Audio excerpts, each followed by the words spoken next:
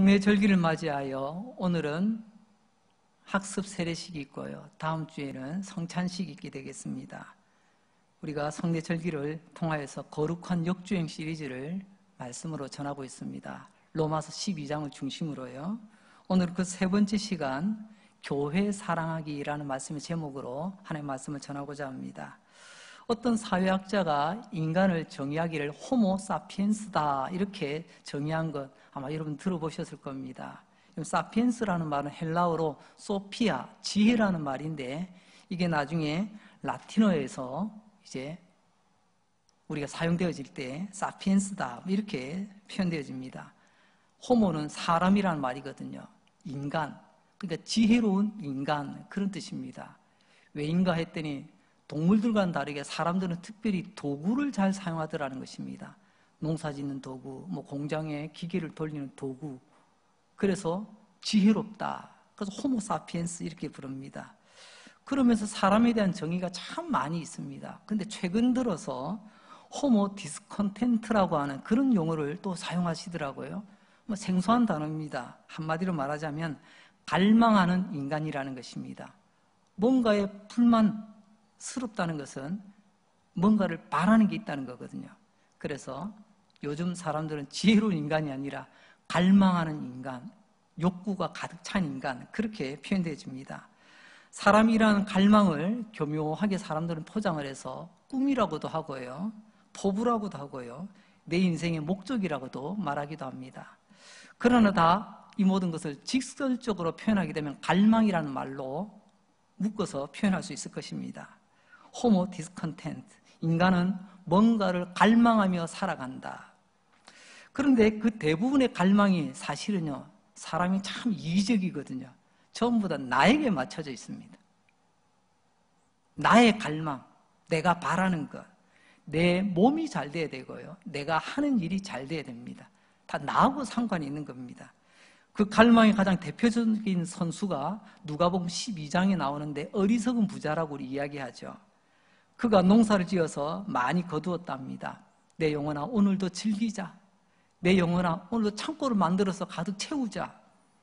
그 부자가 말할 때마다 쓰는 주어가요. 다 납니다. 나. 내가 내 인생의 주인이라고. 우리 주변에 세상의 조류는 당신이 세상의 주인이다. 이런 표현들을 이제 우리는 서스럼 없이 사용하는 시대를 살아가고 있습니다. 인간은 더 편리하고 더 부유하고 더 윤택한 나를 갈망하며 살아가고 있습니다. 하지만 하나님의 은혜로 구원받은 주의 백성된, 주의 자녀된 우리들은 거룩한 역주행을 하는 사람들입니다. 일반 사람들은 나를 위한 갈망으로 살아간다고 하지만 우리는 역주행, 거룩한 역주행, 세상 사람들 혹은 믿음이 아주 작은 사람들은 자기를 갈망하며 자기 인생이 잘 되기 위해서 달려가지만 하나님의 자녀들은 거룩한 역주행을 하는 사람들이라는 거죠.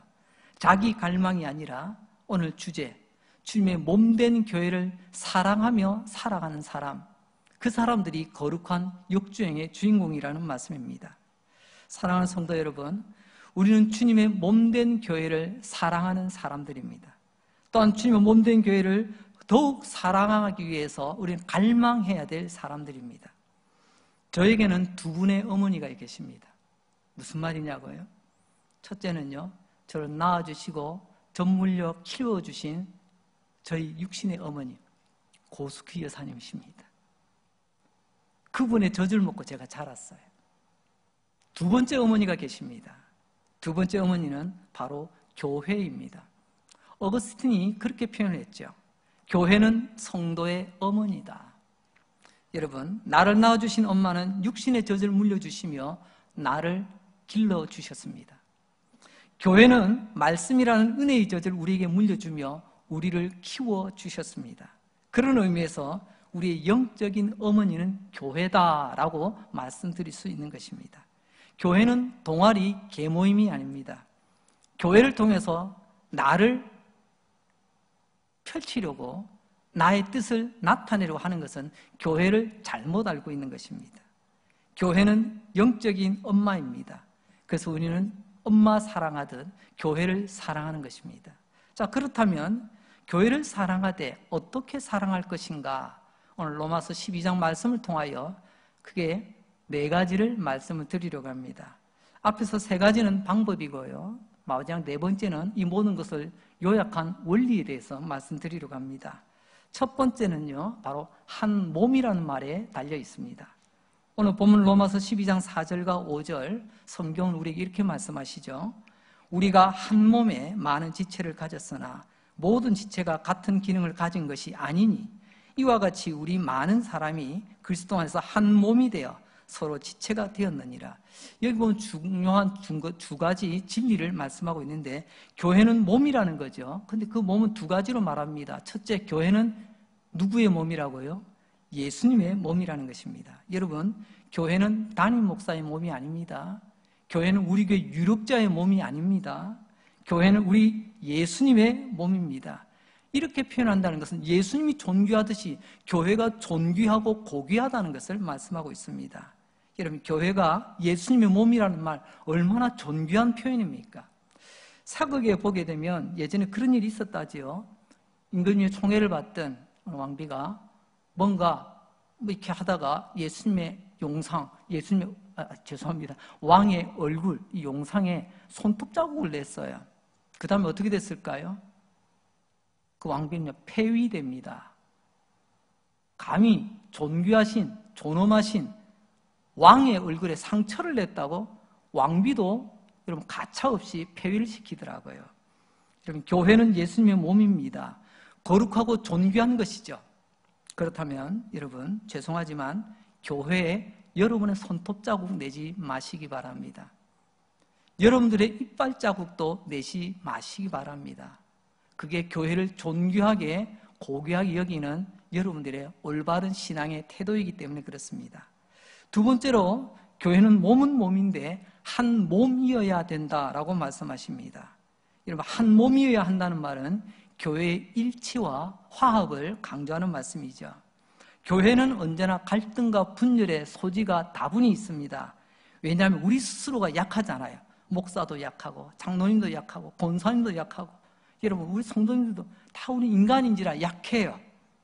우리가 부족하다 보니 언제든지 갈등 상황이 만들어질 수 있습니다. 그러나 언제나 주님이 우리에게 주시는 말씀은 교회는 그래도 한 몸이 되어야 된다. 고린도전서 말씀을 보면 고린도 교회가요, 한 몸이 될 교회가 갈기갈기 찢어졌습니다. 쉽게 말하면요, 파가 나눠졌다는 겁니다. 누구는요 뭐 바울파, 누구는요 베드로파, 뭐 누구는 무슨 파, 아이고 우리는 뭐 예수파다. 한 교회 안에 이렇게 파당이 쪼개졌다는 것, 이게 한 몸이 되지 못하는 증거죠. 오늘 우리 표현을 하자면 이런 겁니다. 끼리끼리입니다. 교회 안에 끼리끼리가 느껴진다면 이미 교회는 찢어지고 그 아픔 가운데 있다고 말씀드릴 수가 있습니다. 오늘 4절과 5절에서 사도 바울이 로마에 있는 성도들에게 우리가 한 몸에, 교회를 한 몸이라고 표현을 했습니다. 교회는 한 몸이어야 된다는 거죠. 로마에 있던 교회도 사실 이런 갈등이 있었나 봅니다. 그래서 지도자 된 바울이 편지를 쓰면서 교회는 여러분이 교회 아닙니까? 여러분이요 한 몸이어야 합니다. 여러분이 끼리끼리가 되어서는 안 됩니다 라고 말씀합니다. 명심하십시오. 교회는 주님의 몸입니다. 거룩하고 영광스럽습니다. 부족한 건 내가 부족하지 교회가 부족한 것이 아닙니다. 그래서 교회는 한 몸이어야 된다는 것이죠. 구원받은 우리는 이런 주님의 교회를 사랑하기를 갈망하셔야 됩니다. 여러분, 우리 강릉교회가 얼마나 좋은 교회입니까? 훌륭한 장로님들, 훌륭한 권사님들, 훌륭한 성도님들, 이런 늠름한 우리 청년들, 쑥쑥 자라는 우리 믿음의 다음 세대들, 이런 모든 것을 갖추고 있는 그런 귀한 교회입니다. 여러분, 이 교회를 사랑하기를 갈망하시기를 주의 이름으로 축복합니다. 그러려면 어떻게 해야 되죠? 우리가 예수님의 몸이라는 것을 기억하고 한 몸이라는 것을 우리는 늘 명심해야 될 줄 압니다. 2번째로, 그럼 우리가 교회를 어떻게 사랑하는가? 2번째 방법입니다. 그것은 많은 지체, 다른 기능이라는 말에서 찾아볼 수가 있습니다. 우리 몸을 보게 되면 몸뚱이는 하나인데 몸에 붙어있는 여러 기관들이 있습니다. 우리가 흔히 몸을 비유할 때 겉으로 드러날 때는 손 2개, 다리 2개, 사지, 그리고 우리 몸 안에 여러 기관들이 있잖아요. 사지백체라는 말을 쓰기도 합니다. 몸은 하나인데 참 여러 많은 지체들이 붙어 있다는 말이죠. 이 모든 것이 다 모여서 이 변역이라고 하는 한 몸을 이루는 겁니다. 교회도 마찬가지죠. 여러 많은 지체들이 있는데 그 지체들이 모여서 한 몸 된 교회를 이루고 또한 다른 많은 지체들이 있지만 하는 기능, 즉 역할이 다르다는 것입니다. 이것이 교회에 그대로 적용이 되는 거죠. 4절 말씀 제가 다시 한번 읽어드리겠습니다. 로마서 12장 4절. 우리가 한 몸에 많은 지체를 가졌으나, 맞죠? 하지만 모든 지체가 같은 기능을 가진 것이 아니니 이 두 가지를 우리 명심해야 되겠다는 겁니다. 많은 지체가 있어요. 오늘 우리 교회에도 수백 명의 성도들이 우리가 예배를 드리고 또 신앙생활을 함께 하고 있습니다. 그런데 여러분 보세요. 많은 지체들이 있지만 같은 기능, 똑같은 역할을 하는 것은 아니다라고 말씀하십니다. 코는 코대로, 입은 입대로 하는 기능이 다르듯이 말입니다. 우리가 지체라는 말을 쓰고 있는데요. 이게 쉬운 말이 아닙니다. 이 지체라는 말, 헬라어로 보게 되면 멜로스 이렇게 사용이 되어집니다. 여러분, 이 말은 우리 몸의 사지, 우리 팔, 다리 뭐 이렇게 쉽게 표현되어지고요. 또 다른 뜻으로는 악보의 선율 이렇게도 표현되어집니다. 여러분, 멜로스라는 말, 멜로디라는 말하고 조금 연관이 있는 것 같이 느껴지기도 하네요. 사전을 찾아보게 되면 악보의 선율이라는 표현을 담고 있는 것을 보게 됩니다. 악보를 한번 볼까요? 악보의 선율을 보게 되면 음표라는 것을 우리는 사용을 합니다. 찬송가에 보면은 찬송가 악보에 많은 음표들이 붙어 있지 않습니까? 근데 거기에 보게 되면은 음표는 높낮이, 음의 높낮이, 때로는 음의 길이를 표현하는 그런 용도로 사용되어지고 있습니다. 어떤 음표는요, 온음표라고 있습니다. 한 마디 전체가 자기 혼자서 독차지하는 그런 음표가 있어요. 또 어떤 음표는요, 그 한 마디 안에 4분의 1의 영향력을 가지는 그런 음표가 있어요. 또 어떤 음표는요, 또 그 4분의 1을 또 쪼개가지고 8분 음표, 더 쪼개가지고 16분 음표, 이런 다양한 음표들이 있게 되는 것을 보게 됩니다. 여러분, 한 마디를 온전히 차지하는 온음표가 있다면 아마 묵직한 무게가 느껴질 겁니다. 하지만 모든 마디가 다 온음표로 악보가 만들어져 있다면요, 지루하기 짝이 없을 것입니다. 그래서 때로는요, 8분음표, 때로는 16분음표 이렇게 짧고 경쾌한 그런 음표가 들어가야 노래가 흥겹고 즐거운 그런 음악으로 만들어질 수 있는 것 아니겠습니까? 그리고 때로는요, 숨도 쉬어야 되지 않습니까? 적절하게 숨 쉴 수 있는 쉼표도 있습니다. 멜로스, 그 악보의 선율에 수많은 음표들이 있는데 여러분, 그 음표들은요, 옆에 있는 다른 음표를 전혀 부러워하지 않습니다. 너는 왜 혼자 한마디 다 차지하고 있어? 우리 방에는 왜 이렇게 음표들이 많아? 16분 음표들만 다 모아놨네? 그렇게 투정하지 않습니다. 불평하지 않아요. 왜 그런 줄 아십니까? 여러분, 그것은 작곡자의 의도를 이해하면 음표들은 불평하지 않습니다. 비록 누군가는 한마디를 차지해, 저기서는 온음표, 한마디를 차지하는 음표가 있어야 이 음악에 또 강조가 되어지고, 또 어떤 부분에서는 또 16분 음표가 많이 들어가서 또 흥겹게 표현을 해야 이 음악이 전체가 살아나는구나. 이것을 이해하면 이런 악보에 있는 음표들은 옆에 있는 다른 음표를 시기하거나 질투하거나 원망하거나 불평하지 않는다는 말씀입니다. 이걸 우리에게 적용하자면 어떻게 되는 거죠? 그건 바로 하나님의 의도를 먼저 헤아리는 것입니다. 하나님의 의도를 잘 헤아리게 되어진다면 다른 음표를 부러워하거나 시기하지 않는다는 것입니다. 그리고 각자의 역할과 기능이 다르다는 것을 인정하는 거죠. 우리가 그렇습니다. 교회가 여러 다양한 사람들이 모여서 다양한 역할들을 감당하고 있습니다. 때로는 직분도 다르고요, 또 직분에 따른 역할도 다릅니다. 그런데 간혹 그런 거 있잖아요. 내 역할에는 충실하지 못하면서 꼭 다른 역할에 대해서는요, 꼭 한마디 입을 뗍니다. 여러분, 이 음표처럼 보세요. 지금 내게 주어진, 죄송합니다. 지금 내게 주어진 그 음표의 길이와 높이를 내가 잘 감당하면요, 결과적으로 전체가 아름다운 음악이 되는 거예요.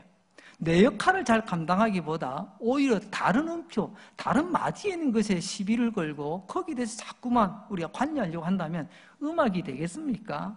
그럼 오히려 소음이 되겠죠, 소음이. 오늘 교회에 대해서 이렇게 말씀하고 계십니다. 다양한 음표가 있다. 그 음표에 대해서 다름을 서로 인정하고, 지금 내게 주어진 때로는 한 마디를 감당해야 되는 그런 큰 역할을 감당해야 될 분들도 계십니다. 또 어떤 분은 짧지만 16분만큼만 감당해야 되는 그런 부분들도 있어요.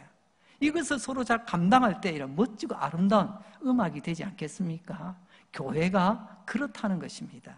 그래서 교회 안에서는요, 원망과 불평이 있다는 그 자체가 좀 이상한 거예요. 그런 넘어서는 거죠. 여러분, 우리가 그렇습니다. 우리는 이것을 기억하고 주님의 몸내 강릉제일교회를 사랑하기를, 매주마다 말씀의 젖으로 나를 먹이시는 어머니 된 교회, 우리 강릉제일교회 사랑하시기를 갈망하시길 바랍니다. 또한 다음 주에는 성찬, 주님의 빵과 잔을 받는 거룩한 성례를 가지게 되지 않습니까? 교회를 사랑합니다. 이러한 서로를 인정하며 서로가 조화롭게 이루어갈 때 우리는 건강하다라는 표현을 가지게 되는 것입니다. 여러분, 우리가 모두가 지체입니다. 한 분 한 분이 다 귀합니다. 다양하지만 서로의 역할들을 인정하며 서로와 함께 기뻐하며 나의 시각이 아니라 하나님의 시각에서 이 모든 것을 아우러 볼 수 있을 때 우리는 교회를 사랑할 뿐만이 아니라 아름다운 하모니를 이루는 복된 교회가 될 줄로 믿습니다. 이제 세 번째로 우리가 교회를 사랑하는 방법은요, 서로가 지체가 되어야 된다는 것입니다. 오늘 로마서 12장 5절 말씀입니다. 성경은 우리에게 이렇게 말씀하시죠. 이와 같이 우리 많은 사람이 그리스도 안에서 한 몸이 되어 서로 지체가 되었느니라. 서로 지체가 된다라고 하는 것은 여러분, 너가 없으면 나도 없다라는 것입니다. 즉 서로가 도와야 되는 관계라는 것입니다. 독불장군은 없어요. 서로가 도와가는 것입니다. 각자 역할을 따라서 말입니다. 우리 몸을 한번 보십시오. 우리 몸에는 많은 지체들끼리 서로 돕고 있습니다. 거울을 보니까 갑자기 코에서 피가 나네요. 눈이 보았습니다. 그럼 다른 지체들은 어떻게 할까요? 코피, 그 콧대 높게 돌아다니는데 잘 됐다. 가만히 있나요? 갑자기 손이 옆에 있는 휴지를 찾아서 코에다 갖다 대서 코를 닦고 막아줍니다. 그리고 다리는 쉴 곳으로 가서 앉아서 휴식을 취하도록 그렇게 다리는 움직여줍니다. 여러분, 이게 서로 돕는 것 아니겠습니까? 여러분, 서로 지체가 된다라고 하는 것은 바로 그것입니다. 너가 없으면 나도 없다. 교회 안에 독불장군은 없다는 것입니다. 나 혼자서 다 해. 나 혼자서 잘할 수 있어. 이것은 독불장군이잖아요. 서로가 도와가는 것입니다. 우리 강릉제일교회 이렇게 섬겨가시기를 주의 이름으로 축복합니다. 서로가 섬기는 교회, 서로가 도와가는 교회 말입니다. 자, 앞서 말씀드린 것처럼 세 가지 방법으로 교회를 사랑하는 방법을 나누었는데요. 이 세 가지 방법을 꾹 눌러 짜니까 여러분, 약탕기에 넣고 꾹 짜면 약물이 나오듯이 두 가지 근본 원리가 나오게 됩니다. 한 몸이 되어야 된다. 많은 지체에 다른 기능이 있다. 서로 지체가 되어야 된다. 우리 앞서 세 가지를 살펴봤습니다. 이제 네 번째, 교회를 사랑하는 두 가지 원칙. 그것은 다름이 아니라 로마서 12장 3절을 통해서 우리가 찾아볼 수 있는 두 가지 원칙을 보게 되겠습니다. 로마서 12장 3절, 성경은 우리에게 또 이렇게 말씀하십니다. 내게 주신 은혜로 말미암아 너희 각 사람에게 말하노니 마땅히 생각할 그 이상의 생각을 품지 말고 오직 하나님께서 각 사람에게 나눠주신 믿음의 분량대로 지혜롭게 생각하라. 두 가지 원칙, 첫 번째는요, 나 자신을 과대평가하지 말라는 것입니다. 3절에 보면 마땅히 생각할 것, 그 이상을 네가 품지 마라 이렇게 말씀하고 있죠. 여기서 마땅히 생각할 게 뭐냐면요, 내가 나에 대해서 생각하는 겁니다. 그럼 내가 생각을 하되, 생각은 자유라고 하지만 우리 생각에도 주님께서 한계를 정해놓으셨습니다. 에덴 동산, 하나님께서 모든 것을 자유로 주셨습니다. 너희들이 원한다면, 임의로 너희를 먹고자 한다면 얼마든지 먹어라. 하지만 동산 중앙에 있는 선악을 알게 하는 나무의 실과는 먹지 마라. 먹으면 정령 죽는다. 이렇게 말씀하셨어요. 따먹을 생각도 하지 말라는 거죠. 근데 나중에 사람이 어떻게 되죠?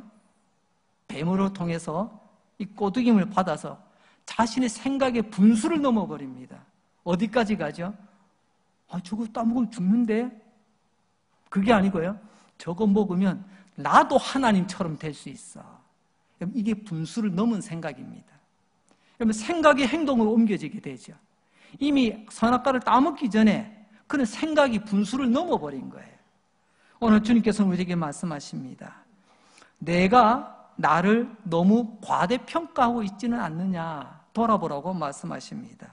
여러분, 그게 어디 있습니까? 내가 제일이라는 거예요. 항상 내 생각이 옳다는 겁니다. 이게 과대평가입니다.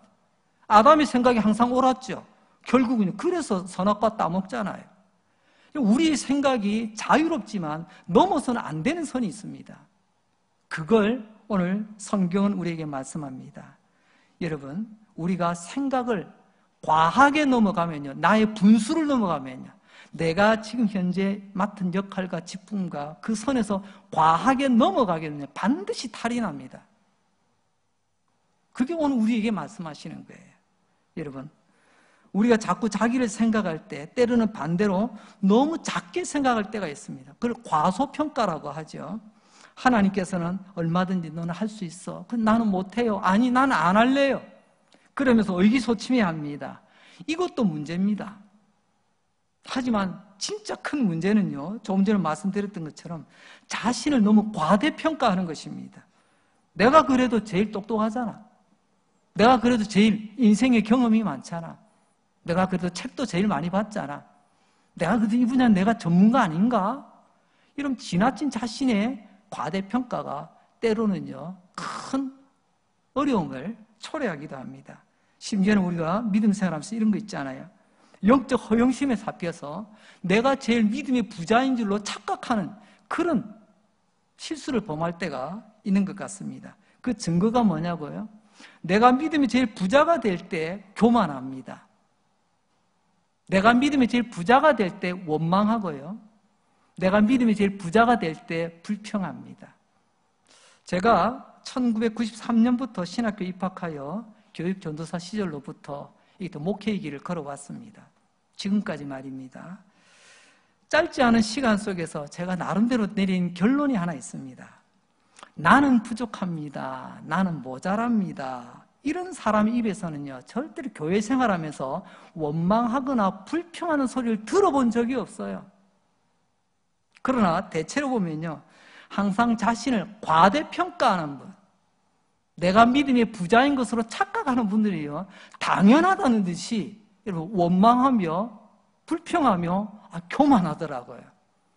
그래서 제가 그것을 알고 우리 믿음 생활할 때 원불교인 되지 맙시다. 원망하지 맙시다. 불평하지 맙시다. 교만하지 맙시다. 그리고 인색하지 맙시다. 근데 안타깝게도 대부분 스스로 과대평가하며 스스로 믿음의 부자인 척하는 사람이 이 네 가지에 하나씩 다 걸리더란 말입니다. 여러분, 자기를 자기 이상으로 생각하는 사람은요, 나는 그런 말 할 권리가 있다고, 자격이 있다고 오히려 당당하더라고요. 그 자체가 과대평가 아니겠습니까? 그냥 그렇게 하면요, 첫째는 자기가 병듭니다. 여러분, 탕자를 한번 보시기 바랍니다. 탕자를 한편으로 보면요, 인생이 병든 사람입니다. 왜요? 그는요, 자기 스스로 과대평가하죠. 나는 아버지 없어도 나는 잘 살 수 있는 사람이에요. 그리고요, 하나님 없이도 잘 살 수 있는 것처럼 보여주죠. 탕자가 집을 나간 것을 오늘 우리 주제로 말하자면요, 자기 자신을 과대평가한 것입니다. 그러다가 자기 인생 다 무너졌잖아요. 나중에는 그야말로 아버지 앞에 거짓골드에서 돌아오긴 하였지만 말입니다. 그리고 자기 자신을 과대하면 두 번째는요, 자기뿐만이 아니라 자기 주변 사람들도 함께 아프다는 것입니다.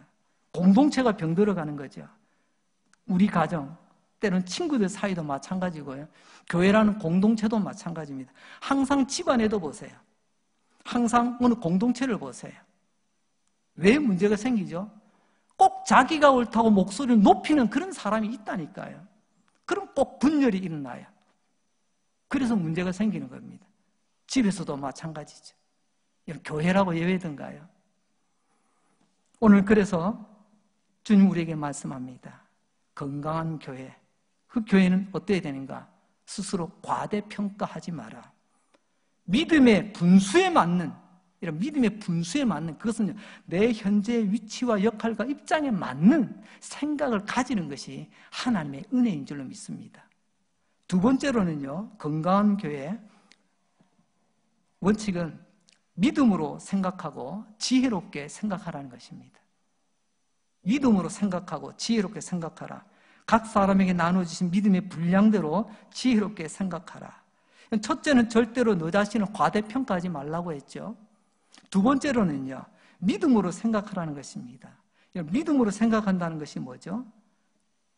오늘 이거 믿음의 분량, 이 분량을 빼면 믿음으로 지혜롭게 생각하는 겁니다. 더 빼버리면요, 믿음으로 생각한다. 믿음의 기준이 뭐죠? 믿음은 내 지식 아니잖아요. 믿음은 내 경험 아니잖아요. 믿음은 오직 말씀 아닙니까? 말씀이 기준이 되는 것이 건강하고 바른 믿음 아닙니까? 그 말씀에 비추어 우리가 생각하라는 것입니다. 내가 아무리 이런 생각이 있다 하지 말씀을 넘어가지 말라는 거예요.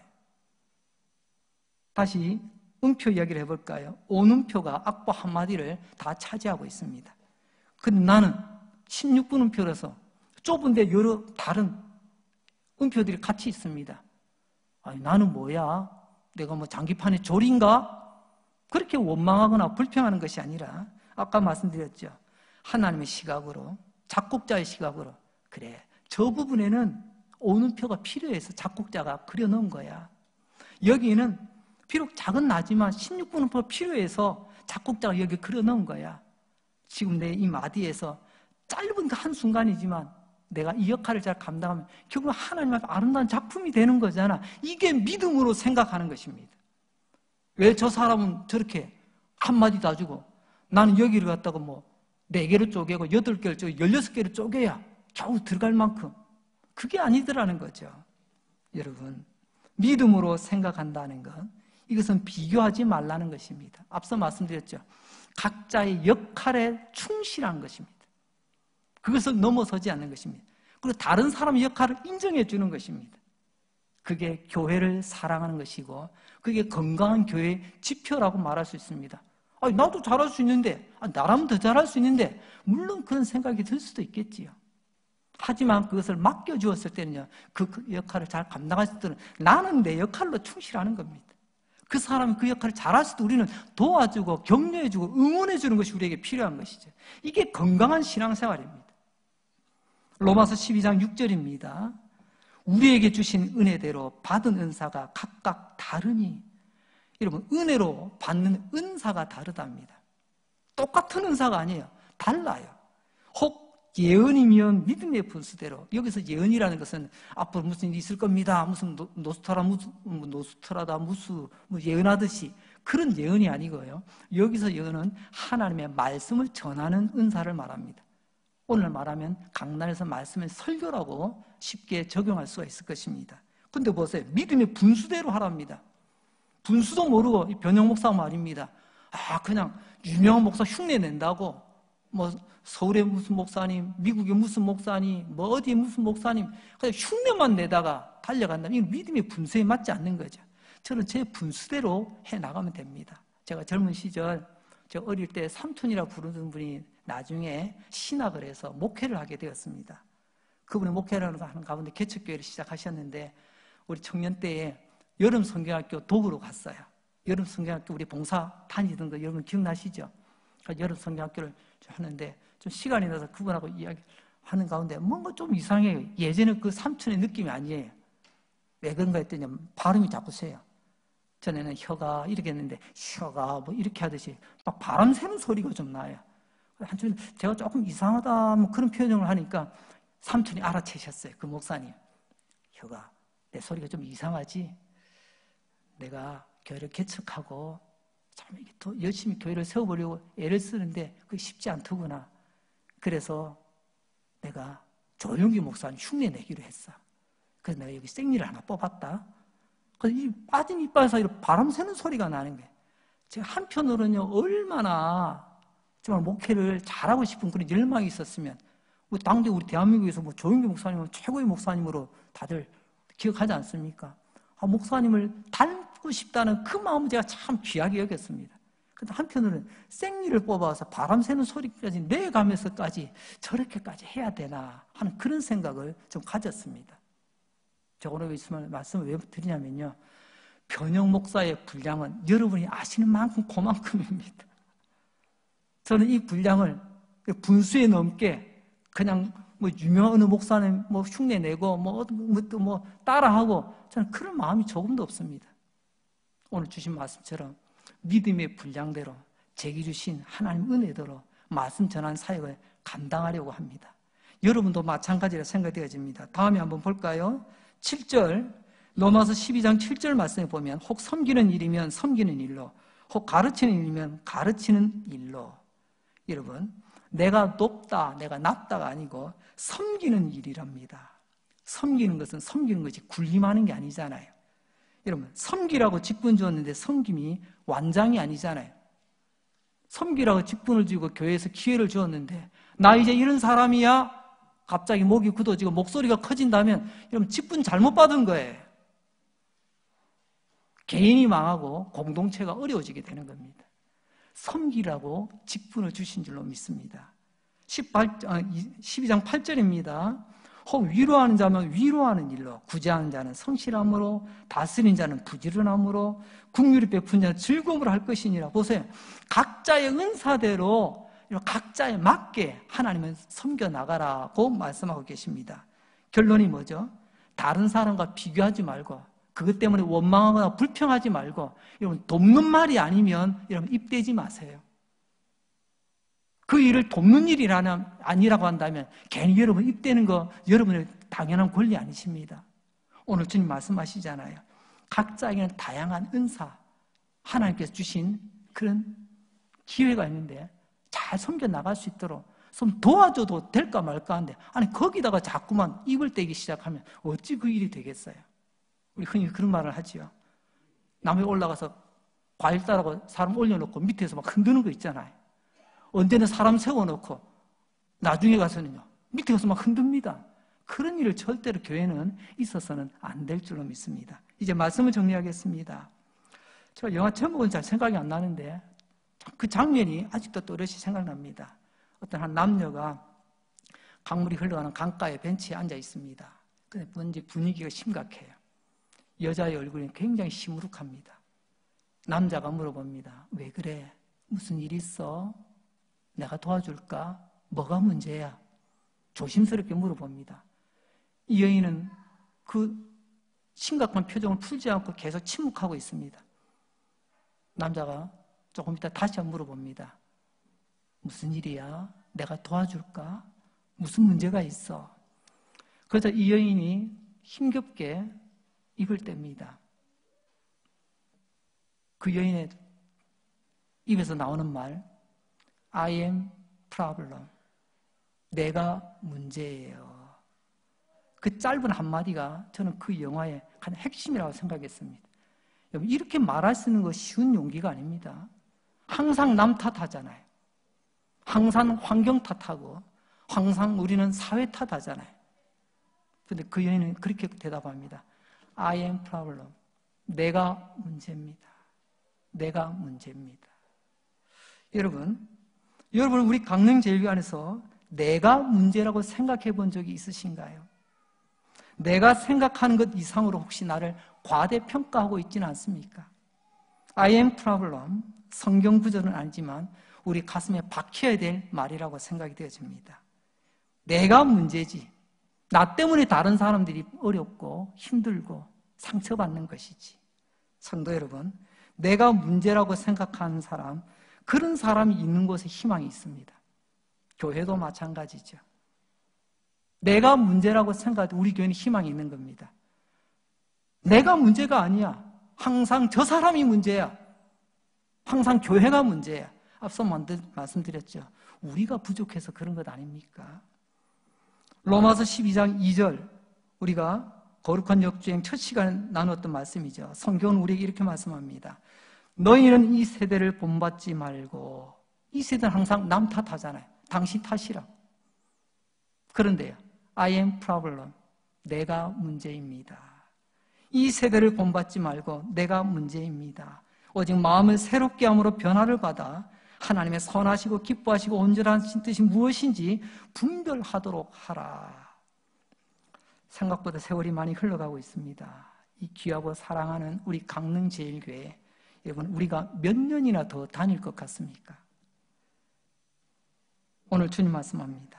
누가 문제냐? 주님, 언제나 제가 문제였습니다. 언제나 저 때문에 우리 교회가 아프네요. 언제나 나 때문에 우리 옆 사람이 불편해하네요. 이러면 기도하고 내려놓을 줄 알아야 되겠습니다. E.M. 바운즈라는 목사님께서 이런 말씀을 우리에게 전합니다. 천년의 영광을 간직한 교회라도 하루아침에 무너질 수 있다.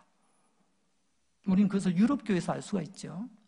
천년의 영광을 가진 교회도 하루아침에 무너질 수 있다면 100년도 안 되는 우리 신앙의 여정 속에서 우리도 하루아침에 무너질 수 있는 사람이라는 것을 인정하셔야만 합니다. 왜요? 두 가지 이유 때문입니다. 천년의 영광을 가진 교회도 기도하지 않으면 무너집니다. 여러분, 이전에는 할 줄 아는 게 교회가 기도밖에 없었습니다. 기도밖에 할 줄 몰랐잖아요. 아무것도 없었습니다. 기도밖에 못했는데 놀랍게도 주님이 다 이루어 주셨습니다.